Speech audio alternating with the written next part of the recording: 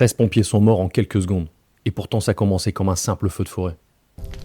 Écoutez attentivement, le feu nous rattrape et nous n'avons plus de terrain pour fuir.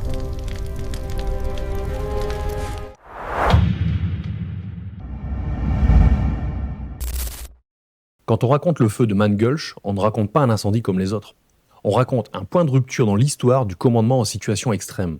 On raconte un moment où une équipe professionnelle entraînée va être confrontée à quelque chose qu'aucun humain, vraiment aucun, n'est préparé à affronter. Une situation qui dépasse les limites biologiques de la compréhension, celle du corps comme celle de l'esprit. Et si ce drame est devenu une référence mondiale en leadership, c'est parce qu'il montre de manière presque chirurgicale la façon dont le facteur humain peut s'effondrer plus vite que les flammes ne montent. Nous sommes le 5 août 1949 dans le Montana.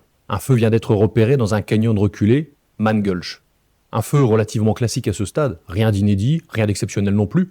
Comme souvent dans les environnements de type wildland firefighting, un éclair semble avoir frappé une pente sèche, embrasant une zone d'herbe haute exposée directement au vent. 18 smoke jumpers, l'élite de l'élite, embarquent pour une mission d'attaque initiale. Ils sautent en parachute, se regroupent, récupèrent le matériel dispersé dans le vent et commencent leur progression vers le feu. Jusque-là, tout est normal. Leur calme est professionnel, leur démarche est rodée, chacun sait ce qu'il a à faire. Ces hommes ont été formés pour affronter l'imprévisible.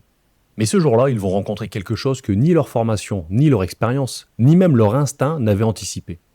Quand les smoke jumpers commencent à avancer dans la chaleur montante, le feu semble lointain, presque timide. Ils marchent en formation souple sur une longue pente herbeuse donnant sur la rivière Missouri. Le soleil tape, mais rien n'inquiète. Dans leur tête, la situation est claire, simple, contrôlable. C'est précisément là que les catastrophes commencent.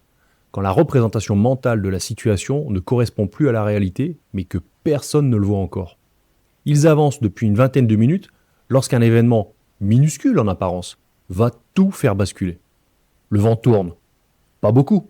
Juste assez pour que les flammes jusque-là contenues dans le fond du canyon s'élèvent soudain en un front plus large, plus rapide et plus concentré. À cet instant précis, l'incendie cesse d'être un simple feu de végétation, il devient un organisme vivant. Une créature de chaleur, de vent, d'oxygène et de pente. Un système autonome alimenté par une topographie qui agit comme un accélérateur naturel. Le feu se met à courir littéralement dans la pente, porté par un phénomène que les spécialistes connaissent trop bien, la convection explosive. Il gagne de la vitesse encore et encore. On estime aujourd'hui, rétrospectivement, qu'il a atteint 15 mètres par seconde sur certains segments. À pied, en pente, chargé de matériel, un homme ne dépasse pas 1 mètre par seconde. La différence n'est pas seulement importante, elle est létale. Et ce point-là est essentiel pour comprendre la suite. Le feu va se déplacer plus vite que ce que la cognition humaine est capable de conceptualiser comme possible. Et c'est un point majeur. Le cerveau humain n'est pas fait pour imaginer un mur de flammes qui accélère de manière